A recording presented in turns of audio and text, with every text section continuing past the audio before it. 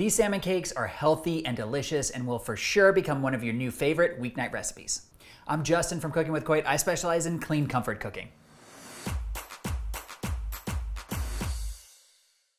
And remember, if you love this video, make sure you hit those like and subscribe buttons. Let's get started.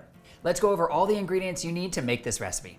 Salmon, parsley, salt and pepper, bell pepper, onion, garlic powder, egg, Worcestershire sauce, mayonnaise, butter, panko breadcrumbs, and olive oil.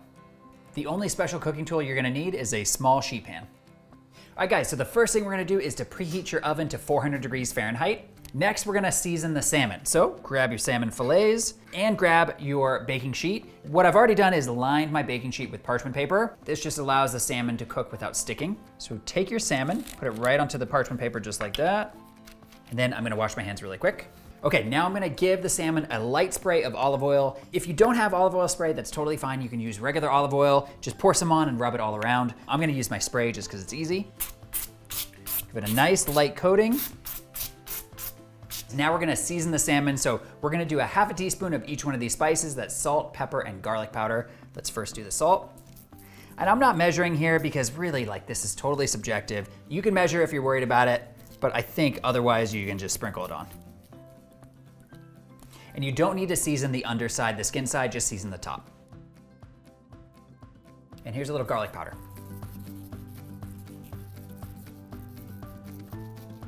Now we're gonna pop this in the oven and let it bake for about 15 minutes. All right, so while the salmon is cooking in the oven, we're gonna move on to prepping our veggies. We're first gonna start with an onion, and we need 1 cup of onion diced. I am gonna estimate that's about a half of a medium-sized onion.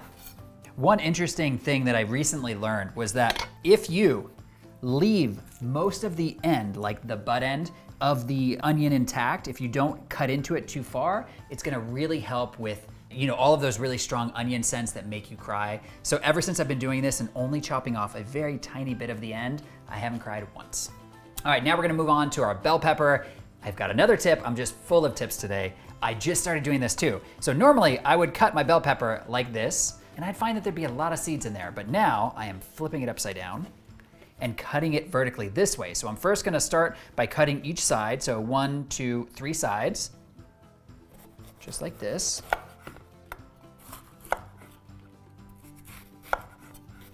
And what I've found is, even though I do have some seeds in there now, I don't have normally as many as I would if I had cut it the other way. So from here, we're just gonna give it a quick dice. Well, let's get the seeds out first. And if you see any pieces of the white membrane, you just cut that right out. All right, now we're just gonna give these a dice. Okay guys, so I realized 2 things. I didn't read the recipe that I wrote the other day carefully enough. It's a half a cup of bell pepper, so really it's just this amount. I've kind of wasted this amount, but I will save it for maybe I can cook with it tonight. But anyway, the other thing I just realized too is when I first made these, I made them really kind of small. When I was dicing this, I should have diced it a little bit smaller. So I'm gonna give it a once more over because you don't want giant pieces of vegetable in your salmon cakes because I think it won't hold together as well. So let's just give this another kind of finer dice. And this right here is a really good size of bell pepper for these salmon cakes.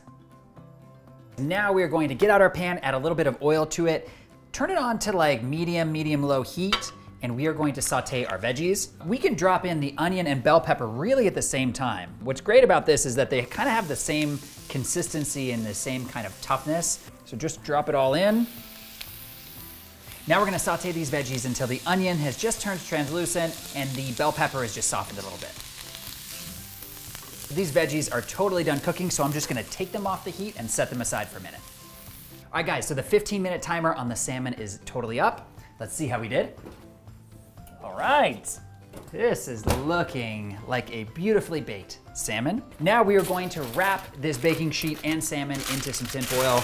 And what the foil is gonna do is that while the salmon is resting, we just wanna keep as much of the moisture in the fish as possible, and this foil is gonna help it do that. Now we're gonna let this salmon rest for 10 minutes, and then when it's cool, we're gonna start forming our cakes. All right guys, so the salmon has cooled for 10 minutes. Now, what we're gonna do is we're going to give it a little flake, and then we're gonna transfer it into this bowl. So by flaking, you just gotta break it up into small pieces. That's really all we're doing here.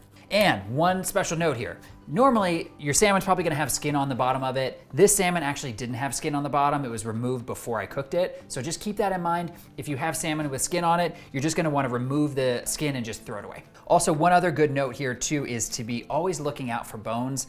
Typically, I don't find a lot of bones in my salmon, but sometimes you do, so just keep an eye out. So the next step is we're gonna take our sauteed veggies and drop it right on top of the cooked salmon. Next, we're gonna add our mayo. We're adding 1/4 cup. And I know some people don't like mayonnaise, so if you don't like mayonnaise, what would you sub with it? Well, you could sub Vegenaise. So that's not like mayonnaise, but it has the same consistency. Vegenaise is kind of the only thing I can think of at the moment. Let me know in the comments below if you guys come up with a good idea for a mayonnaise substitute.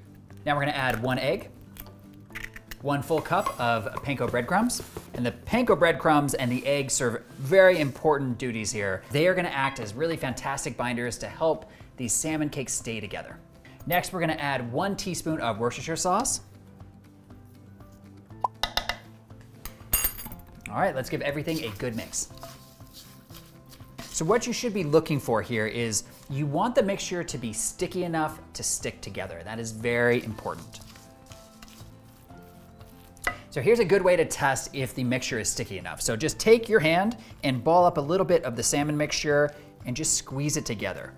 If when you open your hand, it holds together tight, that is perfect. If when you squeeze your hand and let go, it starts to fall apart, that means you need to add a little bit more liquid. But I would add a little bit more egg slowly but surely until you feel like you get a nice sticky mixture. All right guys, so next step is we're gonna be forming these salmon cakes with our hands. And what I like to do is I like to form them and then line them up on a sheet pan and then start to pan fry them in groups. So you guys might be wondering, what is the exact size of these salmon cakes that you're gonna form? So I like this kind of size. I don't know, maybe 2 inches in diameter. Take a look at that. That's a really nice size.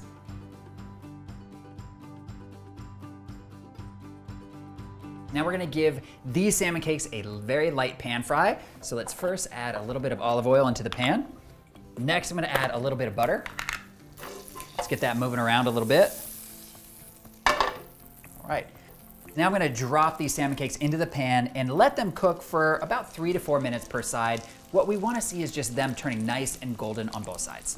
When I put them in the pan, one thing that I also like to do is just to move them around a little bit and get some oil underneath them. That's really gonna help them from sticking to the pan. These salmon cakes are ready to be flipped, so very carefully, with some tongs, just give them a little flip and look at how beautiful and perfectly brown they are. You know, we've really cooked all these ingredients pretty much through all the way, except for the egg, so we don't need to cook these too much longer. I just really love to make almost like little finger food cakes. I've done it with zucchini fritters. I've done it with crab cakes as well. There's just something about little bite-sized morsels of little crispy bits. It's just so good.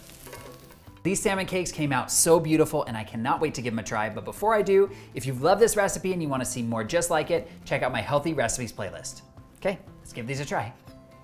I love to eat these salmon cakes with a little tartar sauce. They are the perfect complement.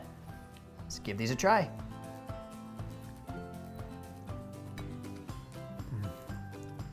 Wow, guys, these salmon cakes are the perfect texture of a little crunchy on the outside, but have so much flavor in such a small package.